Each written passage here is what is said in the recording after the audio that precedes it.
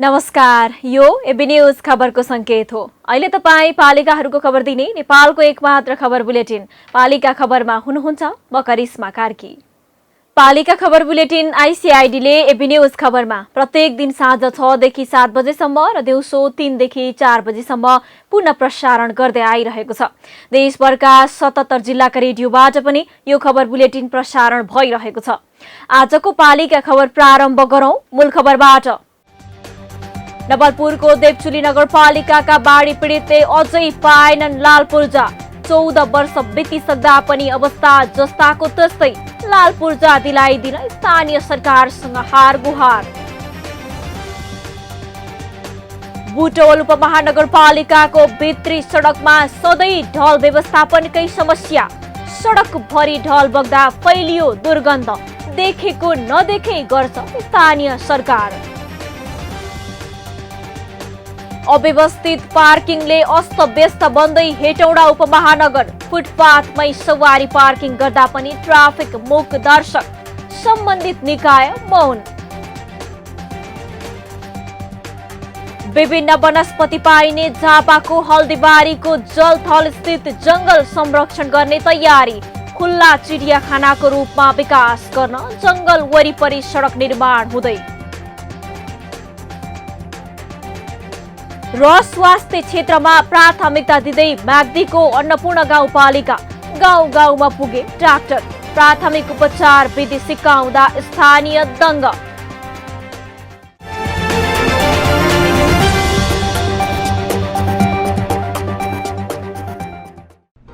जन जनको आशा भरोसा र विश्वास हो पालिका। जनताद्वारा जनताले जनताकै लागि शासन गर्ने संयन्त्र हो पालिका। उसो भए जनताले के पाइरहेका छन्? के थिए त अपेक्षा? नेतृत्व, नीति र व्यवहार सही छ? बजेट, कार्यक्रम र अभियान पर्याप्त छन्? गरेन, भएन, हुँदैन मात्र भन्ने कि अब यसो गरौँ र यसरी गरौँ पनि भन्ने? पहरेदारी र खबरदारीसँगै अब दिशानिर्देश गर्नु छ। हाम्रो स्थानीय सरकारलाई सचेत गराउने हाम्रै समाचारले हो। अब अट्ने छ सबैको खबर। यो हो पालिका खबर।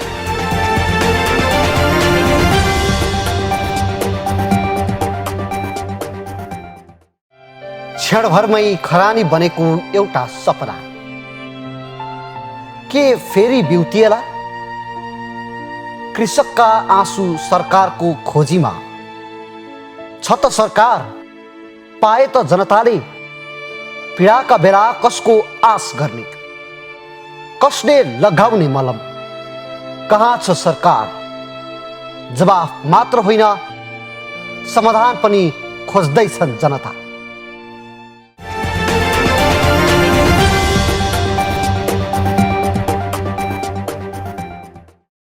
पालिका खबर अब विस्तारमा।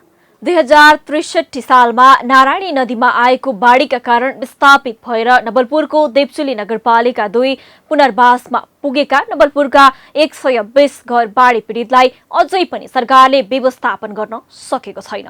नवलपुरको कावासोती नगरपालिकाको पिठौली र देवचुली नगरपालिकाको पी प्रहरबाट बाढीका कारण विस्थापित भएर आएका 120 घर बासिन्दा प्रति घर 10 धुरको जग्गामा सानो झुपडी बनाएर बसेका छन्। त्यसका अलावा उनीहरूले अझै न त 10 धुर जग्गाको लाल पूर्जा नै पाउन सकेका छन्, न त अन्त कतै खेती गर्ने जमिन नै। 14 वर्ष बितिसक्दा पनि अवस्था पनि जस्ताको तस्तै छ। नवलपुरबाट पालिका खबरदाता रामकुमार श्रेष्ठको एक रिपोर्ट। 62-63 को जनआन्दोलनपछि स्थापित भएका 8 दलले नवलपुरमा बाढीका कारण विस्थापित भएका 500 घर बढी सुकुम्बासीलाई हुकुमबासी बनाइदिने बाचासहित ठाउँ ठाउँमा लगेर बस्ती बसाले।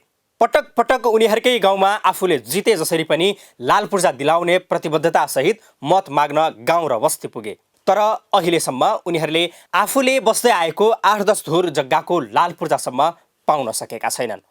फेरि भोटमा नाच्छ तिनीहरू कुन भोटमा नाच्छ यहाँ पहिला लाल पुरा दिन्छ अनि दिने अहिले फेरि कहाँ लुक्न जाने त्यही त नेताहरू यहाँ आउनु त अब तिनीहरूलाई त्यो छिन दिँदैन तिनीहरूलाई हामीले पुरा दिन्छ रातमा देखाएर बस्ने खै पुरा हामीले दिएको तिनीहरूले हामीलाई के सोच्छ तिनीहरूले कि अब यहीँको ठाउँको लाल पुरा देश भने हामीले अब किनकि अब अन्त गराउने अब छोरीहरू पढाउनु पर्यो छोरी अब अन्त गरेर झ्याप्पै बहिनी ठाउँ हुन्न छोरीहरू बढेन नराम्रो जमाना छ आएको ठाउँमा गएपछि के हामीलाई अरू केही चाहिएन यहीँको ठाउँको लाल पुरा देश र हामीलाई त्यही खुसी मान्छौँ कि हाम्रो अरू केही चाहिएन।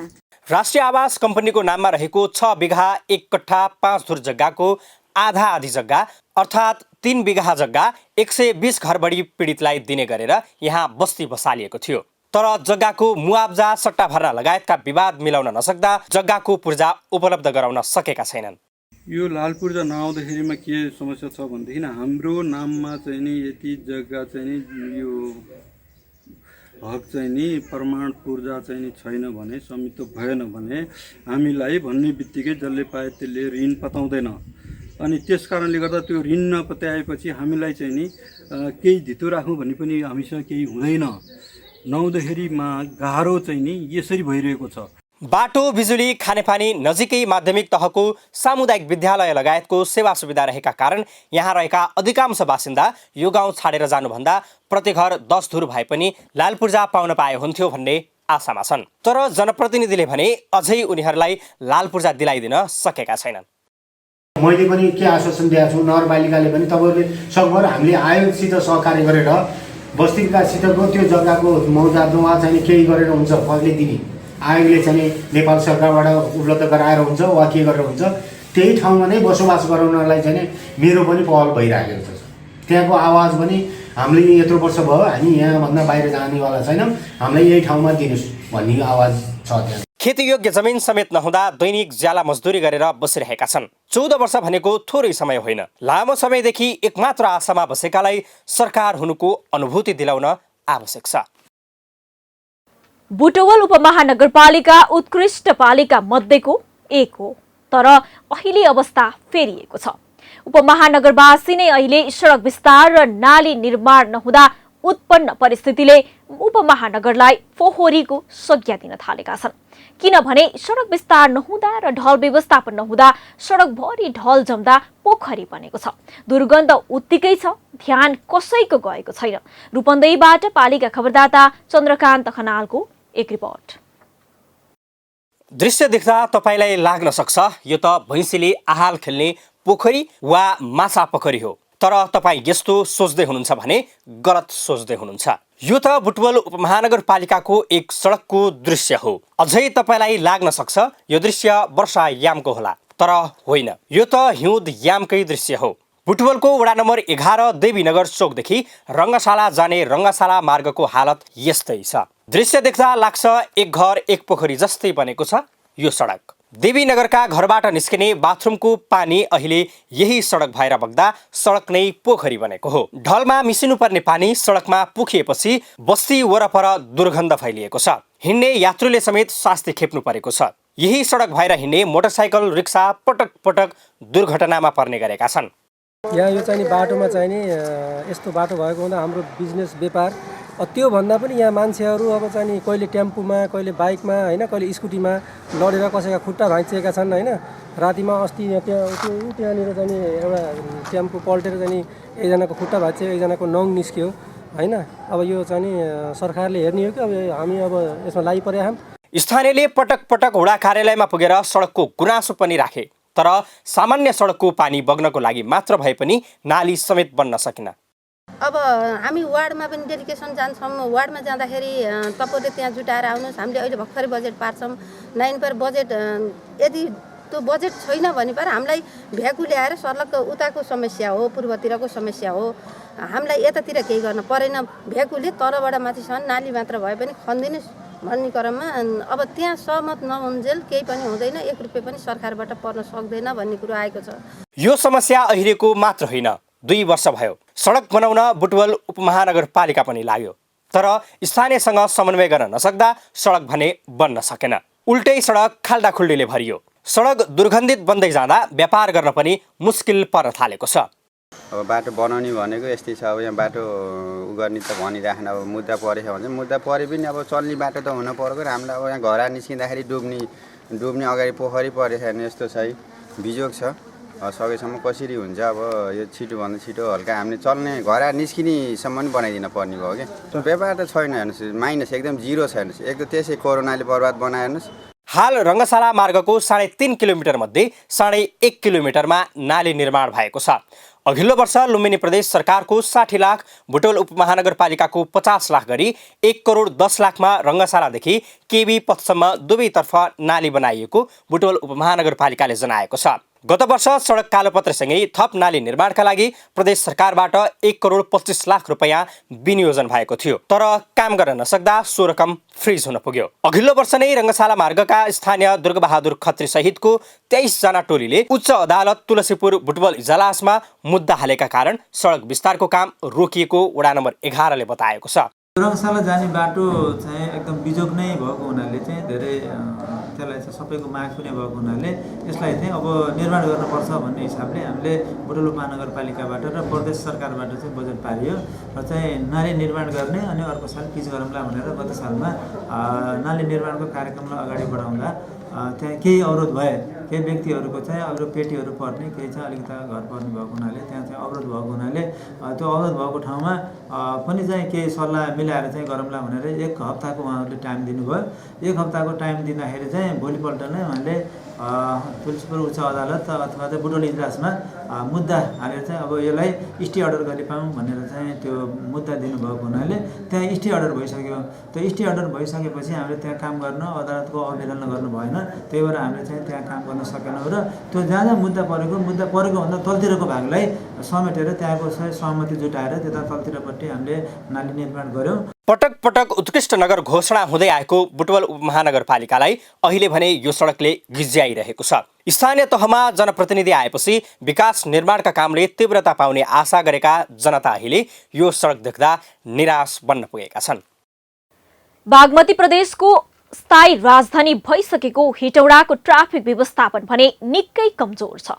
साँगुरो सडक, अव्यवस्थित पार्किङ, मुख्य बजार क्षेत्रबाट ठूला सवारी गुड्नु र भीडभाडले प्रदेश राजधानीलाई नै कुरूप बनाएको छ। देशकै सफा सहरबाट पुरस्कृत भएको हेटौडा उपमहानगरपालिकामा अव्यवस्थित पार्किङका कारण जन अस्तव्यस्त बनाएको छ। मकवानपुरबाट पालिका खबरदाता नवीन तिमल सिन्हाको एक रिपोर्ट। फोहोर व्यवस्थापनमा निकै लोकप्रियता कमाएको हेटौडा उपमहानगरले सवारी साधन पार्किङको सवालमा सधैँ आलोचना खेपिरहनु परेको छ। केही समय अघि उपमहानगरपालिकाले बजारका मुख्य सडकलाई पार्किङ निषेध गरे पनि त्यसको छोटो समयमै निषेध हटाउन बाध्य बन्नु परेको थियो। हेटौडाका व्यस्त बजारलाई पार्किङ निषेध क्षेत्र बनाए पनि कार्यान्वयन गर्न भने उपमहानगर चुकेको हो। अव्यवस्थित पार्किङका कारण सवारी साधन फुटपाथमै पार्किङ गर्न थालेपछि सर्वसाधारणहरू सडकबाटै पैदल यात्रा गर्न बाध्य हुनु परेको छ। हेटौडामा पार्किङ एकदम अस्तव्यस्त छ।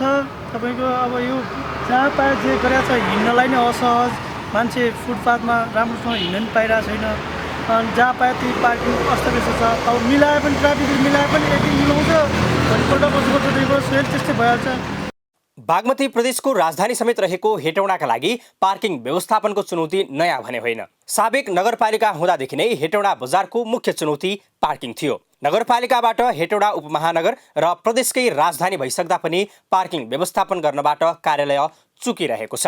यद्यपि जिल्ला ट्राफिक प्रहरी कार्यालय मकवानपुरले पार्किङ व्यवस्थापन गर्नबाट भने पछि हटेको छैन। उता 4 नम्बर वडाका वडाध्यक्ष भने पार्किङ व्यवस्थित गर्ने तयारी भइरहेको बताउँदै आएका छन्। ट्राफिक व्यवस्थापन गर्ने प्रयत्न पनि गरेका छौँ, परिणामहरू पनि आएका छन् र यसलाई निरन्तर रूपमा र दिगो भोलिसम्मको लागि चाहिँ सम्पूर्ण व्यवस्थापन गर्नको निम्ति हामी लागिपरेका छौँ र यो उपमहानगरपालिकालाई उत्तर, दक्षिण, पूर्व, पश्चिम यो 4 साइडमा नै पार्किङको व्यवस्था गरेर जाने चाहिँ उपमहानगरपालिका योजना रहेको छ। उपमहानगर बजारमा पार्किङ व्यवस्थापन गर्नबाट चुके पनि आफ्नै कार्यालयभित्रको लथालिङ्ग रहेको पार्किङको अवस्थाका बारेमा भने हेक्का राखेको छैन। कार्यालय परिसरमै कार, मोटरसाइकल यत्रतत्र पार्किङ गरेर राखिएको देख्न सकिन्छ। उपमहानगरले आफ्नै कार्यालय अगाडिको परिसरमा जथाभावी पार्किङ व्यवस्थित गर्न नसक्नुले कार्यालयकै व्यवस्थापनको कमजोरी प्रष्ट देखिन्छ। पालिका बुलेटिनमा अब पालो ओपन ब्यालटको। आजको ओपन ब्यालटमा हामीले पालिकामा रहेका स्वास्थ्य संस्थाबाट तपाईले कस्तो सेवा पाउनु भएको छ भनेर बाँके र सिराहावासीलाई सोधेका छौं। हेरौं के भन्छन् उनीहरू।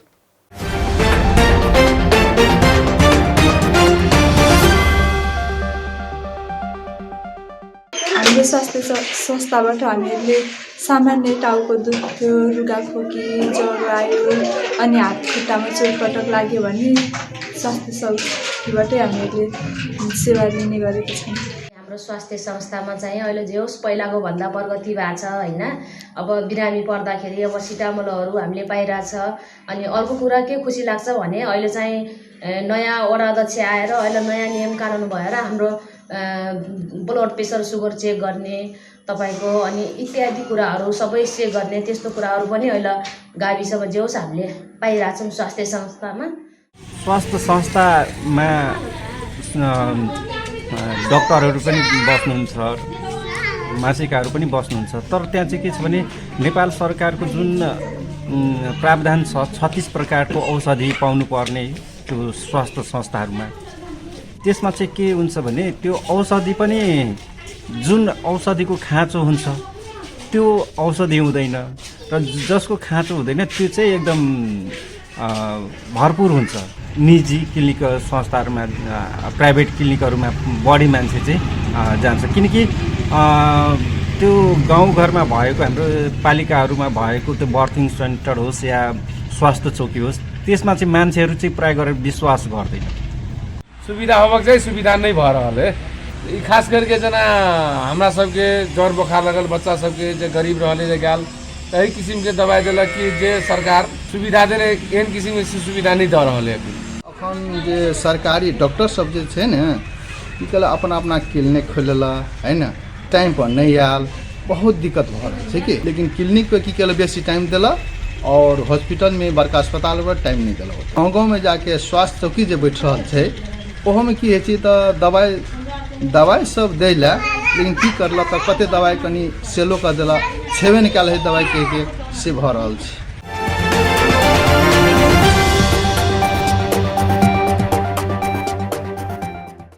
पालिका खबरको सिलसिला अझै जारी छ, त्यसअघि विश्राम अघि मूल खबर। नवलपुरको देवचुली नगरपालिकाका बाढी पीडितले अझै पाएनन् लाल पूर्जा।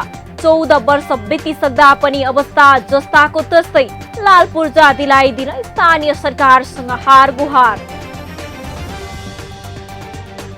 बुटवल उपमहानगरपालिकाको भित्री सडकमा सधैँ ढल व्यवस्थापनकै समस्या।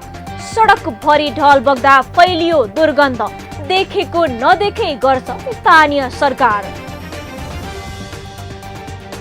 अव्यवस्थित पार्किङले अस्तव्यस्त बन्दै हेटौडा उपमहानगर। फुटपाथमै सवारी पार्किङ गर्दा पनि ट्राफिक मूक दर्शक, सम्बन्धित निकाय मौन। विभिन्न वनस्पति पाइने झापाको हल्दीबारीको जलथल स्थित जंगल संरक्षण गर्ने तयारी। खुल्ला चिडियाखानाको रूपमा विकास गर्न जंगल वरिपरि सडक निर्माण हुँदै। र स्वास्थ्य क्षेत्रमा प्राथमिकता दिँदै म्याग्दीको अन्नपूर्ण गाउँपालिका। गाउँ गाउँमा पुगे डाक्टर, प्राथमिक उपचार विधि सिकाउँदा स्थानीय दङ्ग।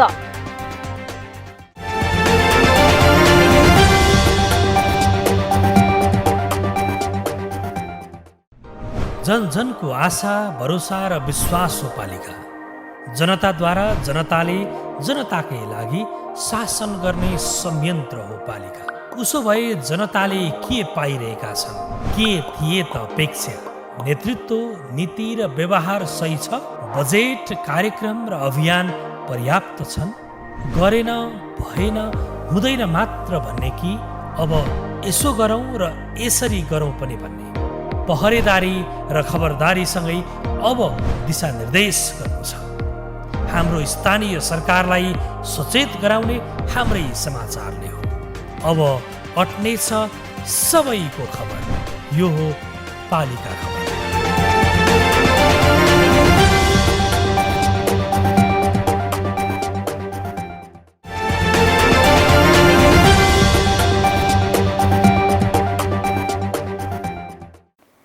झापाको हल्दीबारी गाउँपालिकामा पर्ने जलथल जंगल। जलथलमा थाइल्यान्ड र मलेसिया बोर्नियोका जंगलमा पाइने लटहर जस्ता रुखहरू पाएकोले यो जंगल भूमध्य रेखीय क्षेत्रबाट फैलिएर आएको ट्रपिकल रेन फरेस्ट उष्ण वर्षा वनको अवशेष भएको मानिन्छ। जलथलमा दक्षिण पूर्वी एसियाली मुलुकहरूमा पाइने वनस्पतिहरू पनि छन्। भौगोलिक अवस्था र वनस्पतिहरूको चरित्रका आधारमा देशका अन्य वन क्षेत्रभन्दा विशिष्ट रहेकाले स्थानीय सरकारको पहलमा बल्ल जंगललाई संरक्षण गर्ने तयारी सुरु भएको छ। झापाबाट पालिका खबरदाता अच्युत सुवेदीको एक रिपोर्ट। झापाको हल्दीबारी गाउँपालिकामा रहेको झापाकै ठूलो जलथल जंगल ऐतिहासिक जंगलको रूपमा परिचित छ। प्रचार प्रसारको अभाव हुन थालेपछि जंगलको जैविक विविधताका बारेमा पछिल्लो समय हल्दीबारी गाउँपालिकाले चासो दिन थालेको छ। हल्दीबारी, कचनकवल, बारादशी र भद्रपुर नगरपालिका क्षेत्रमा रहेका 22 वटा सामुदायिक वनबाट स्थानीयले वन पैदावारको उपभोग गरिरहेका छन्। फाइदा भन्दा पनि अरू बेफाइदा पनि छ। हात्तीलाई अब जस्तो हात्तीहरू धेरै आक्रमण गर्छ घरतिर होइन। अहिले चाहिँ जस्तो तारघेरा लाएर धेरै सुरक्षित भएको छ भनौँ न। हात्तीको तारजाली जब अस्ति कहिले हो 75 सालमा लगाइसकिकन चाहिँ हात्ती चाहिँ नभए हप्तामा 7 दिन आउँथ्यो। अहिले जब यो तारजाली लगाइकन चाहिँ प्राय 2-3 चोटि चाहिँ आयो भनौँ न। झट्टै गाउँ चाहिँ पस्न सक्दैन। 6300 हेक्टर क्षेत्रफलमा फैलिएर एकै स्थानमा केन्द्रित रहेका 3 सामुदायिक वनमा पहाड र मधेस दुवै क्षेत्रमा पाइने विभिन्न प्रजातिका बिरुवा र जीवजन्तु पाइने गरेको छ। जैविक विविधताले भरिपूर्ण जलाशय जंगलमा मुख्य समस्याको रूपमा रहेको माइखेनिया लगायतका मिचाहा प्रजातिले वनको अवस्था कमजोर बनाएकोमा सरोकारवालाले चिन्ता व्यक्त गरेका छन्। जलथल जंगलमा माइखेनियाको बेलैमा व्यवस्थापन गर्न नसके यहाँको जैविक विविधता संरक्षण गर्न कठिन हुने उनीहरूको चिन्ता छ। एउटा यो मिचा प्रजातिको झार माइकेनिया भन्ने एउटा प्रजातिको झार चाहिँ यो जङ्गलमा फैलाएको छ। यो माइकेनियालाई चाहिँ व्यवस्थापन गर्दै यसलाई चाहिँ सफाई गरेर यो जङ्गललाई चाहिँ स्थानीय तह, प्रदेश सरकार र सङ्घीय सरकारले नजर पुर्याइदिएदेखि यो वनको हैसियत बढेर जाने थियो। जंगलमा पहाडी वनस्पतिसँगै विभिन्न प्रजातिका जंगली जनावर समेत छन्। जंगली हात्ती प्रशस्त पाइने र स्थानीयलाई दुःख दिने भएकाले जंगलमा विद्युतीय तारबार समेत लगाइसकिएको छ। अहिले भौगोलिक हिसाबले आफ्नो सम्पत्ति भएकाले हल्दीबारी गाउँपालिकाले यसलाई खुल्ला चिडियाखानाको रूपमा विकास गर्ने लक्ष्य लिएको छ, जसका लागि स्थानीय तहले द्रोणाचार्य पर्यटकीय सडकको रूपमा जंगल वरिपरि बाटो निर्माणको प्रक्रिया पनि अघि बढाएको छ। हामीले त्यो जङ्गलको आसपासमा चाहिँ अहिले एउटा सडक निर्माण गर्न थालेका छौँ। त्यो भएको कारणले गर्दाखेरि त्यो जलथल जङ्गललाई हामीले खुल्ला चिडियाखानाको रूपमा प्रयोग गरेर लाने र त्यो जङ्गलमा भएका चाहिँ जनावरहरू त्यहाँ चाहिँ हजारौँ बँदेलहरू छन्, मृगहरू छन्, विभिन्न खालका जनावर छन्। ती जनावरहरूलाई संरक्षण गर्ने हो भने तपाईँको चाहिँ एउटा चाहिँ हल्दीबारीको स्रोत बन्न सक्छ, भोलि त्यो आम्दानीको स्रोत बन्न सक्छ। त्यो भएर एउटा सम्भावना त्यहाँ पनि छ हल्दीबारीको पर्यटकीय क्षेत्र। नेपालमै उष्ण र समोष्ण हावापानीमा पाइने विभिन्न प्रजातिका बोटबिरुवा र बँदेल, मृग, अजिङ्गर लगायतका वन्यजन्तु पाइने जलथल जंगल जैविक विविधताको हिसाबले नेपाल निकै धनी छ। स्थानीय सरकारले जंगल समुदाय र पारिस्थितिक प्रणालीमा आधारित संरक्षण क्षेत्रमा परिणत गर्न वन मन्त्रालय अन्तर्गत राष्ट्रिय निकुञ्ज तथा वन्यजन्तु विभागसँग समन्वय गर्नु उपयुक्त हुन्छ। म्याग्दीको अन्नपूर्ण गाउँपालिकाले चिकित्सक सहित गाउँमै पुगेर नागरिकलाई स्वास्थ्य सेवा दिन थालेको छ। भौगोलिक विकटता, आर्थिक, सामाजिक र पारिवारिक कारणले स्वास्थ्य सेवाबाट वञ्चित नागरिकलाई घर दैलोमै चिकित्सक सेवा उपलब्ध गराएको हो। म्याग्दीबाट पालिका खबरदाता सन्तोष गौतमको एक रिपोर्ट। म्याग्दीको नाराच्याङमा स्थापना गरेको कोरोना अस्थायी अस्पतालका चिकित्सक र स्वास्थ्य कर्मी परिचालन गरेर नागरिकलाई घर दैलोमै स्वास्थ्य सेवा दिन थालिएको हो। कोरोनाका बिरामी नभएको अवस्थामा अस्पतालका चिकित्सकलाई बस्तीमा लगेर घुम्ती शिविर सञ्चालन गरी स्वास्थ्य परीक्षण, परामर्श र निशुल्क औषधि वितरण सम्बन्धी सेवा उपलब्ध गराइएको छ। नाराच्याङ वडा नम्बर 7 को औला र वडा नम्बर 5 को सिकमा शिविर सञ्चालन गरेर उनीहरूले स्वास्थ्य सेवाका साथै नसर्ने रोग र प्राथमिक उपचार विधि सम्बन्धी सन्देशमूलक कार्यक्रम गर्दै आएका छन्। यहाँको जनताहरूलाई जुन अन्नपूर्ण गाउँपालिकाभित्रका हामीले त पहिला यो नाराच्याङभित्र 4 भित्रका जनताहरूलाई चाहिँ सेवा दिने उद्देश्यले गर्न खोजे, तर फेरि पछि सोचियो यो त अब यहाँ डाक्टरहरू टाढाबाट बोलाएको छौँ हामीले, पोखरादेखि 4 जना हामी डाक्टरहरू छौँ, त्यसैले सबै अन्नपूर्ण गाउँपालिकाभित्र जति सक्दो आउन सक्ने भनेर चाहिँ सेवा दिने हेतुले यो उद्देश्यले राखिएको हो। घुम्ती शिविर सञ्चालन गर्न गाउँपालिका वडा कार्यालय आमा समूह र युवा क्लबले साझेदारी गरेका छन्। गाउँमै चिकित्सकको सेवा पाउँदा नागरिक दङ्ग छन्। शिविरमा इसिजीद्वारा मुटु, मृगौला, मधुमेह, रगत, रक्तचाप, थाइराइडको परीक्षण र भिडियो एक्सरे सुविधा दिइएको छ। आर्थिक अभाव, चेतनाको कमी लगायतका कारणले रोग लागेर लुकाएर बसेका दुर्गमका बासिन्दालाई घुम्ती स्वास्थ्य शिविरले राहत मिलेको छ। सबैलाई चाहिँ आफ्नो स्वास्थ्यको उपचार गरौँ र आफ्नो रोग मलाई चाहिँ यो रोग रहेछ अनि यो रोगको मैले चाहिँ अब उपचार गर्नुपर्दो रहेछ त्यो जानकारी पनि पाउने भए र त्यो एउटा अवसर हो। 3 महिनाका लागि सङ्घीय सरकारको सहयोगमा कोरोना अस्पताल स्थापना गरी चिकित्सक र स्वास्थ्य कर्मी व्यवस्थापन गरिएको थियो। स्वास्थ्य, महिला, बालबालिका लगायत लक्षित समुदायका लागि विनियोजन गरेको बजेटलाई परिचालन गरेर पालिकाको सबै टोलमा शिविर सञ्चालन गर्ने योजना बनाइएको छ। अन्नपूर्ण गाउँपालिकाले स्वास्थ्य शाखाबाट विभिन्न महिला शाखाबाट हुने कार्यक्रमहरूमा अब प्रत्येक 8 वडामा डाक्टर सहितको अब स्वास्थ्य सेवा चाहिँ हामीले सबै वडामा कार्यक्रम गर्ने भइकन पनि हामीले 2टा वडामा सञ्चालन स्वास्थ्य डाक्टर सहितको स्वास्थ्य सेवा हामीले सुचारू भइसकेको छ। यसै गरी हामीले अन्नपूर्ण गाउँपालिका डाक्टर सहितको उहाँलाई हामी सबै त्यहाँ स्वास्थ्य सेवालाई नजिकबाट त्यहाँ भएका जनताहरूलाई स्वास्थ्य सेवा दिनको लागि हामी यो कार्यक्रम पहल भइसकेको छ। गाउँपालिकाले शिविर सञ्चालनका लागि अतिरिक्त औषधि खरिद गरेको छ। अन्नपूर्णमा 8वटा वडाका 17वटा बस्ती छन्। अस्थायी कोरोना अस्पतालका चिकित्सक र स्वास्थ्य कर्मीलाई परिचालन गरेर नागरिकलाई घर दैलोमै सुविधा दिन म्याग्दीको अन्नपूर्ण गाउँपालिकाले गरेको अभ्यास अन्य पालिकाका लागि पनि अनुसरण गर्न योग्य बनेको छ। पालिका बुलेटिनमा अब पालो पालिका टकको।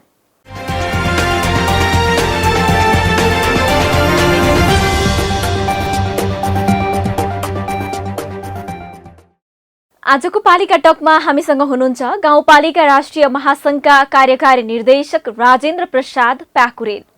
उहाँसँग स्थानीय तहले झेल्दै आएका समस्या, नीतिगत र कानुनी अडचन र स्थानीय तह बीचको कार्य समन्वयका विषयमा केन्द्रित रहेर कुराकानी गर्दैछौँ। स्वागत छ सर यहाँलाई पालिका टकमा। हस्, धन्यवाद।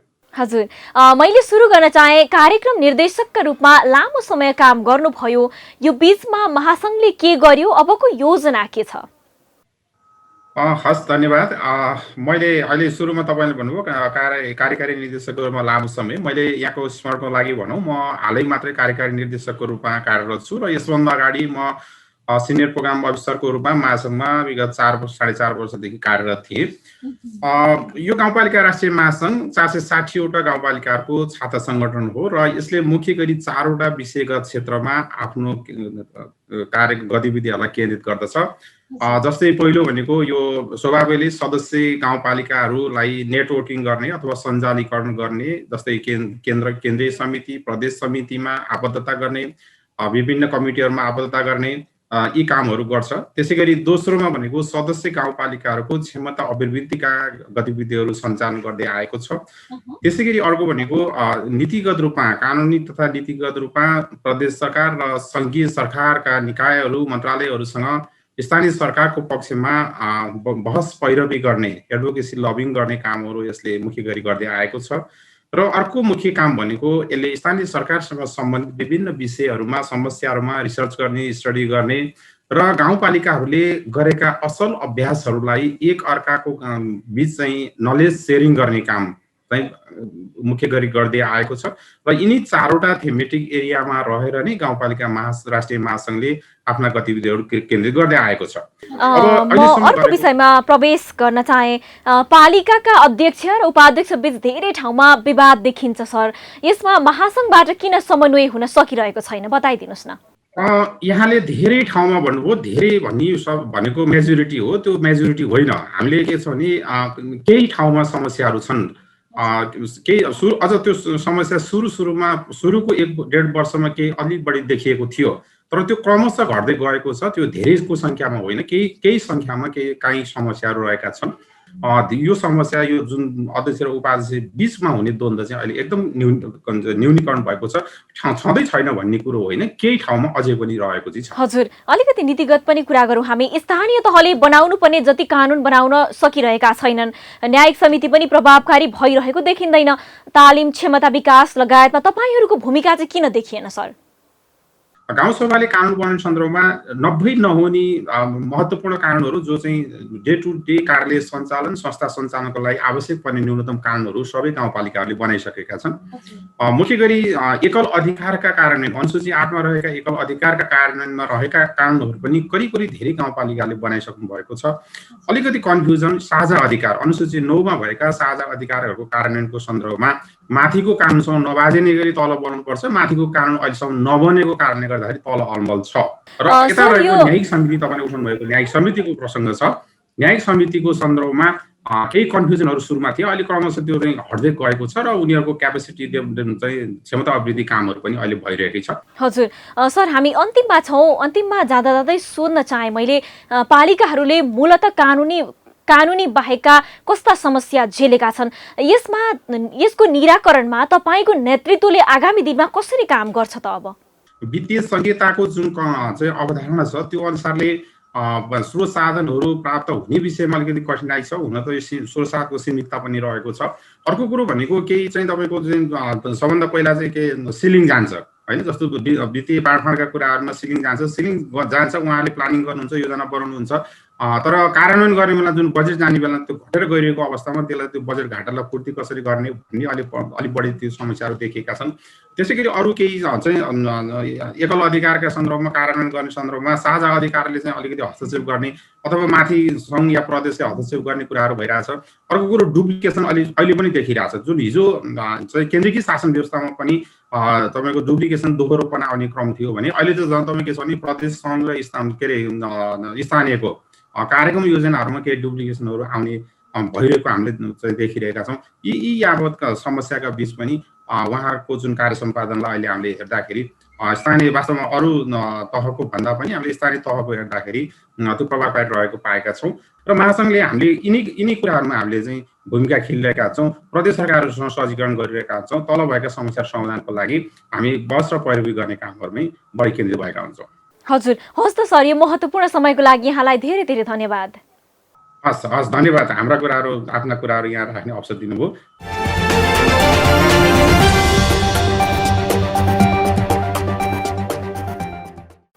अब अट्ने छन् सबैका खबर, यो हो पालिका खबर। पालिका खबरको सिलसिला अझै जारी छ, त्यसअघि विश्राम अघि मूल खबर। नवलपुरको देवचुली नगरपालिकाका बाढी पीडितले अझै पाएनन् लाल पूर्जा। 14 वर्ष बितिसक्दा पनि अवस्था जस्ताको तस्तै। लाल पूर्जा दिलाइदिन स्थानीय सरकारसँग हार गुहार। बुटवल उपमहानगरपालिकाको भित्री सडकमा सधैँ ढल व्यवस्थापनकै समस्या। सडक भरि ढल बग्दा फैलियो दुर्गन्ध। देखेको नदेखे गर्छ स्थानीय सरकार। अव्यवस्थित पार्किङले अस्तव्यस्त बन्दै हेटौडा उपमहानगर। फुटपाथमै सवारी पार्किङ गर्दा पनि ट्राफिक मूक दर्शक। सम्बन्धित निकाय मौन। विभिन्न वनस्पति पाइने झापाको हल्दीबारीको जलथल स्थित जंगल संरक्षण गर्ने तयारी। खुल्ला चिडियाखानाको रूपमा विकास गर्न जंगल वरिपरि सडक निर्माण हुँदै। र स्वास्थ्य क्षेत्रमा प्राथमिकता दिँदै म्याग्दीको अन्नपूर्ण गाउँपालिका। गाउँमा पुगे डाक्टर। प्राथमिक उपचार विधि सिकाउँदा स्थानीय दङ्ग।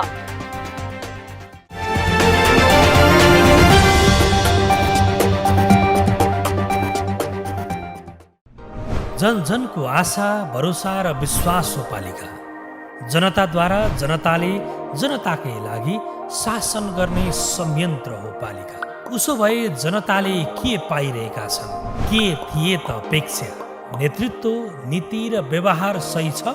बजेट, कार्यक्रम र अभियान पर्याप्त छन्? गरेन, भएन, हुँदैन मात्र भन्ने कि अब यसो गरौँ र यसरी गरौँ पनि भन्ने? पहरेदारी र खबरदारीसँगै अब दिशानिर्देश गर्नु छ। हाम्रो स्थानीय सरकारलाई सचेत गराउने हाम्रै समाचारले हो। अब अट्नेछ सबैको खबर, यो हो पालिका खबर।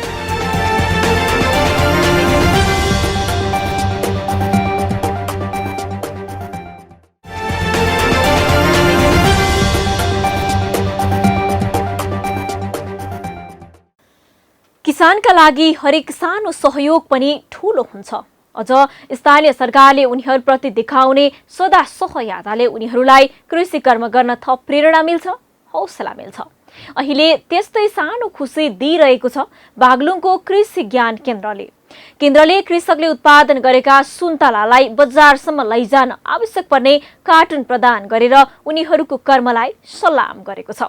बागलुङबाट पालिका खबरदाता तारानाथ आचार्यको एक रिपोर्ट। पछिल्लो समय स्थानीय सरकार गठन भएसँगै सबैभन्दा धेरै सहयोग कृषकले पाएका छन्। अनुदानदेखि निर्ब्याजी ऋण लगायतका कार्यक्रम सञ्चालन गरेर स्थानीय सरकारले कृषकबाट मन जित्ने प्रयास सुरु गरिरहेको छ। हुन पनि नेपाल कृषि प्रधान देश भनेर चिनिएपछि कृषकका लागि कुनै खास कार्यक्रम सरकारले ल्याउन नसकिरहँदा 753 स्थानीय तहमा बाँडिएका सरकारले गरेका कामले भने बल्ल आशा जगाएको छ। बागलुङ सुन्तला उत्पादन गर्ने जिल्लाका रूपमा पनि चिनिन्छ, तर सुन्तलालाई बजारसम्म पुर्याउन भोग्नुपर्ने कृषकको समस्या कम्ता छैन। बारीमै सुन्तला लिन आउनेले त जसो तसो लैजान्छ, तर बजार पुर्याउनु पर्ने सकस कृषकले भोग्दै आएका छन्। प्रदेश सरकारको शीत भण्डार त छ, तर बजार पठाउनै मुस्किल छ। तपाईहरूलाई लाग्दो हो बजार पठाउन किन मुस्किल भनेर? खासमा त्यति धेरै सुन्तला सक्लो ढङ्गले पुर्याउन चुनौती छ। कार्टुन किन्नु पर्ने बाध्यता छ। 20 रुपैयाँमा कार्टुन किन्दा 20 किलो सुन्तला अट्छ।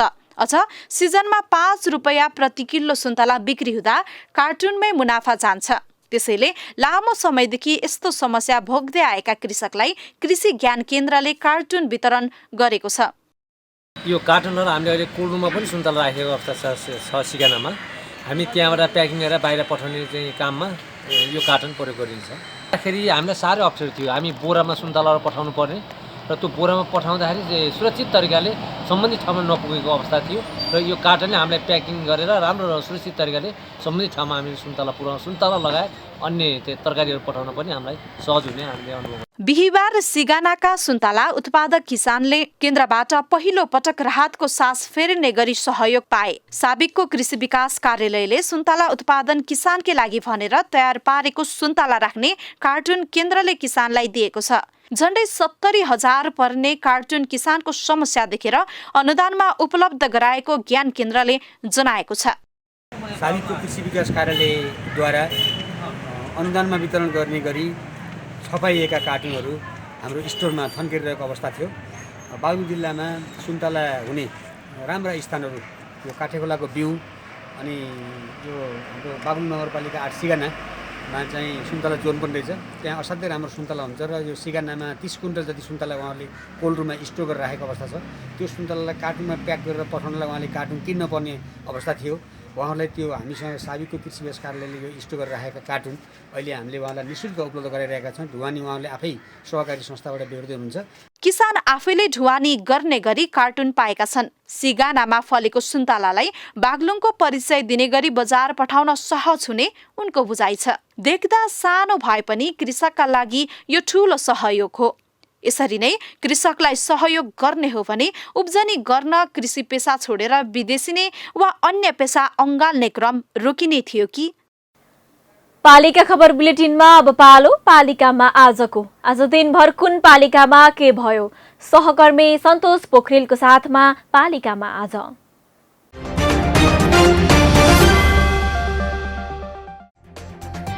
सुनका गरगहना समेतका धनमा लुटपाटमा संलग्न रहेको अभियोगमा काठमाडौँबाट 2 जना पक्राउ पर्नेमा बझाङको जय पृथ्वी नगरपालिकाका सुनिल बहादुर सिंह र सिन्धुपाल्चोकको चौतारा साँगाचोक गढी नगरपालिकाका कृष्ण बहादुर श्रेष्ठ।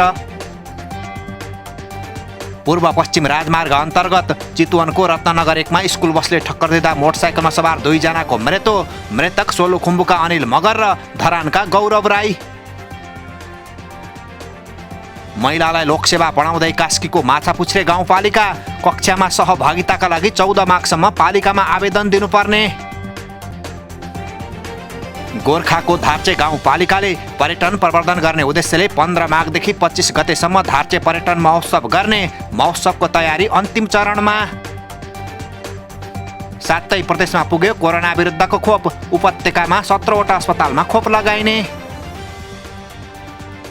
पाकिस्तानको केटु हिमाल सफलतापूर्वक आरोहण गरेर फर्किएको नेपाली पर्वतारोहीको टोलीलाई काठमाडौँमा भव्य स्वागत। माउन्ट केटुको उचाइ 8611 मिटर। बागलुङको जैमिनी नगरपालिका 9 स्थित बिजुवा माध्यमिक विद्यालयमा मावि तहको दरबन्दी नहुँदा पठन पाठन प्रभावित, नगरपालिका मौन। रामेछाप नगरपालिकाले किसानलाई 50% अनुदानमा धान र मकैको बिउ वितरण गर्ने, किसानले वडा कार्यालयमा सम्पर्क गर्नुपर्ने। सिप मूलक र क्षमता विकास कार्यक्रम सञ्चालन गर्न ताप्लेजुङको श्रीजङ्गा गाउँपालिकाले माग्यो। विषय विज्ञ प्रशिक्षक 21 माघभित्र रोजगार शाखामा सूचीकृत भइसक्नुपर्ने। स्याङ्जाको कालीगण्डकी गाउँपालिकाद्वारा अपाङ्गता भएका व्यक्तिलाई न्यानो कपडा वितरण, चिसोको समयमा कपडा पाउँदा स्थानीय दङ्ग। बागलुङमा हात्तीपाइले रोग चुनौतीको रूपमा खडा, नारायणस्थान र कुस्मिसेरामा पुनः भेटियो हात्तीपाइलेको जीवाणु। उदयपुरको बेलका नगरपालिकाले उपमेयर पृष्ठपोषण कार्यक्रम अन्तर्गत सुत्केरी महिलालाई वितरण गर्यो पौष्टिक आहार। पौष्टिक आहार पाउँदा सुत्केरी महिला खुसी। आगामी निर्वाचनका लागि भक्तपुरका 6वटा मतदान केन्द्र परिवर्तन। भक्तपुर नगरपालिकाका 3, मध्यपूर्थिमी नगरपालिकाका 2 र सूर्यविनायक नगरपालिकाका 1 मतदान स्थल परिवर्तन गरिने। हुम्लाको ताजाकोट गाउँपालिकाका सबै विद्यालयमा 15 माघबाट पठन पाठन हुने, विद्यार्थीको स्वास्थ्य सुरक्षा पहिलो प्राथमिकता। ललाई फकाई भारततर्फ लगिरहेको अवस्थामा 7 वर्षीय बालिकालाई धनुषाको सीमावर्ती जटै नाकाबाट गरियो उद्धार। बालिकालाई बेच्न लाने जनकपुर धाम उपमहानगरपालिका 14 का मनोज महतो र भारत मधुबनी जिल्लाका चन्दनराम पक्राउ।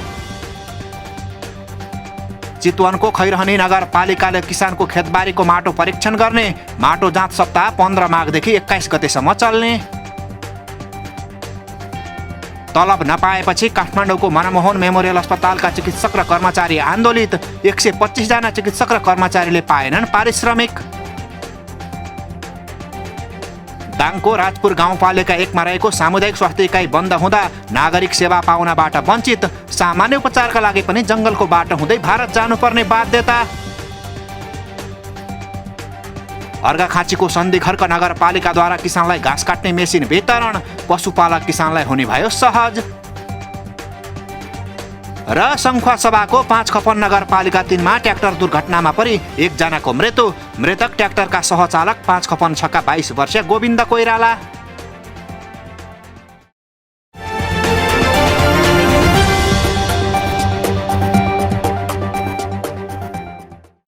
न गाउँ न सहर छुट्दैनन् कुनै खबर। यो हो पालिका खबर।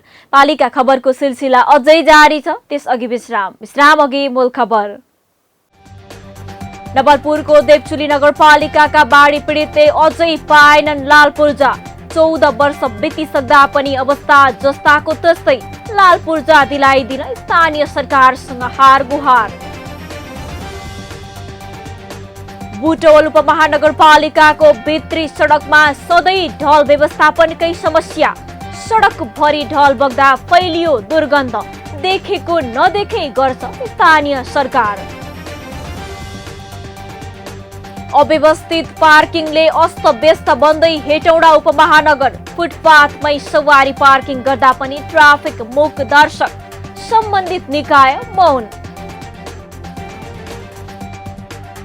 विभिन्न वनस्पति पाइने झापाको हल्दीबारीको जलथल स्थित जंगल संरक्षण गर्ने तयारी।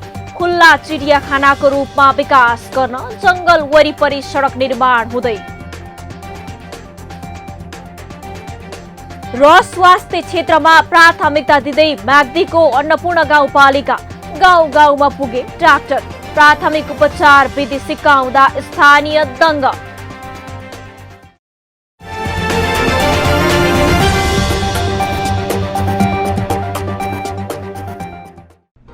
जन जनको आशा, भरोसा र विश्वास हो पालिका। जनताद्वारा जनताले जनताकै लागि शासन गर्ने संयन्त्र हो पालिका। उसो भए जनताले के पाइरहेका छन्? के थिए त अपेक्षा? नेतृत्व, नीति र व्यवहार सही छ? बजेट, कार्यक्रम र अभियान पर्याप्त छन्? गरेन, भएन, हुँदैन मात्र भन्ने कि अब यसो गरौँ र यसरी गरौँ पनि भन्ने? पहरेदारी र खबरदारीसँगै अब दिशानिर्देश गर्नु छ। हाम्रो स्थानीय सरकारलाई सचेत गराउने हाम्रै समाचारले हो। अब अट्नेछ सबैको खबर। यो हो पालिका खबर।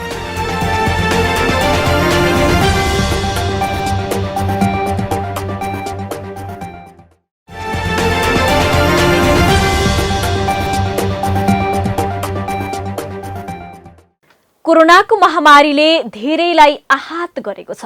लामो समय घरमै रहनु पर्दाको पीडा र समस्या भोगिरहेका नागरिकलाई यसो नयाँ ठाउँमा जाने, दुःख बिर्सेर बस्ने रहर पनि छ। कामको व्यस्तता र अन्य कारणले धेरै घुम्न सकिरहेका छैनन्।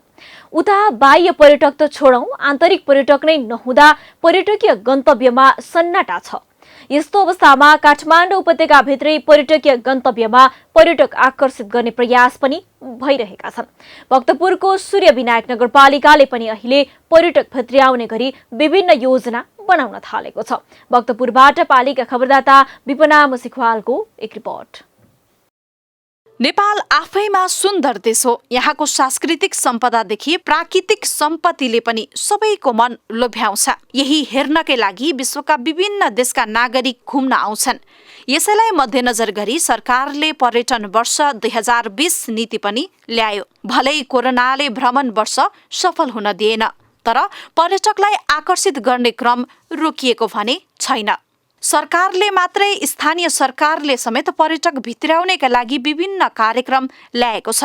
भक्तपुरको सूर्यविनायक नगरपालिकाले पनि पर्यटक तान्नका लागि नगरलाई भौतिक रूपमा सिंगार्दैछ।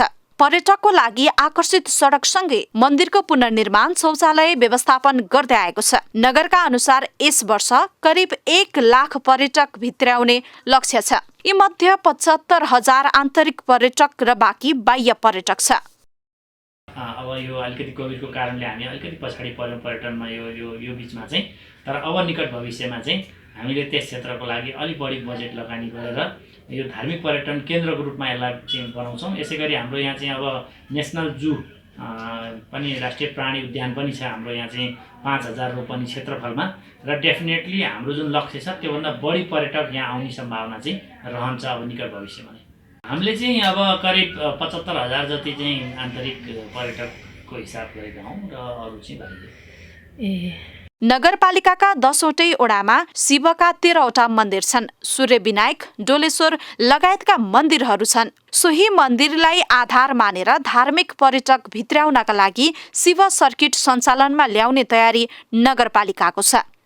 यी मन्दिरहरू भएको कारणले हामीले हाम्रो नगरपालिकालाई एउटा चाहिँ महादेवको मन्दिरहरूलाई व्यवस्थापन गर्न र धार्मिक पर्यटकहरूलाई भित्राउनको लागि हामीले शिव सर्किटको अवधारणा पनि अगाडि बढाएका छौँ र हामीले डिपिआर त्यसको लागि डिपिआर पनि सुरु भइसकेको छ। धार्मिक सँगै अन्य पर्यटक भित्र्याउने लक्ष्य लिएको छ। यसको लागि होमस्टे, रानीकोटमा जिप लाइन, साइकल लाइन सञ्चालनमा ल्याउने तयारी नगरपालिकाको छ। हुन पनि उपत्यका भित्रै घुम्ने र रमाइलो गर्ने स्थान कमै छ। त्यसैलाई मध्यनजर गर्दै नगरपालिकाले अघि सारेका योजना सफल हुने विश्वास छ। पालिका खबर बुलेटिनको अन्ततिर छौं। मूल खबर पुनः एकपटक। नवलपुरको देवचुली नगरपालिकाका बाढी पीडितले अझै पाएनन् लाल पूर्जा। 14 वर्ष बितिसक्दा पनि अवस्था जस्ताको तस्तै। लाल पूर्जा दिलाइदिन स्थानीय सरकारसँग हारगुहार। बुटवल उपमहानगरपालिकाको भित्री सडकमा सधैँ ढल व्यवस्थापनकै समस्या। सडक भरि ढल बग्दा फैलियो दुर्गन्ध। देखेको नदेखे गर्छ स्थानीय सरकार। अव्यवस्थित पार्किङले अस्तव्यस्त बन्दै हेटौडा उपमहानगर। फुटपाथमै सवारी पार्किङ गर्दा पनि ट्राफिक मूक दर्शक। सम्बन्धित निकाय मौन। विभिन्न वनस्पति पाइने झापाको हल्दीबारीको जलथल स्थित जंगल संरक्षण गर्ने तयारी। खुल्ला चिडियाखानाको रूपमा विकास गर्न जंगल वरिपरि सडक निर्माण हुँदै। र स्वास्थ्य क्षेत्रमा प्राथमिकता दिँदै म्याग्दीको अन्नपूर्ण गाउँपालिका। गाउँ गाउँमा पुगे डाक्टर, प्राथमिक उपचार विधि सिकाउँदा स्थानीय दङ्ग। हवस् त आजको पालिका खबर बुलेटिन यति नै। पालिका बुलेटिन फेसबुक, युट्युब, इन्स्टाग्राम र हाम्रो अनलाइन संस्करण www.palikaKhabar.com बाट हेर्न, पढ्न र सुन्न सक्नुहुनेछ। साथै यो बुलेटिन देशका 77 जिल्लाका रेडियोबाट पनि हरेक दिन सुन्न सक्नुहुनेछ। पालिकाहरूको गतिविधि समेटिने नेपालको एकमात्र खबर बुलेटिन पालिका खबर लिएर भोलि पुनः आउने नै छौं। एबी न्यूज खबर हेर्दै रहनुहोला। नमस्ते।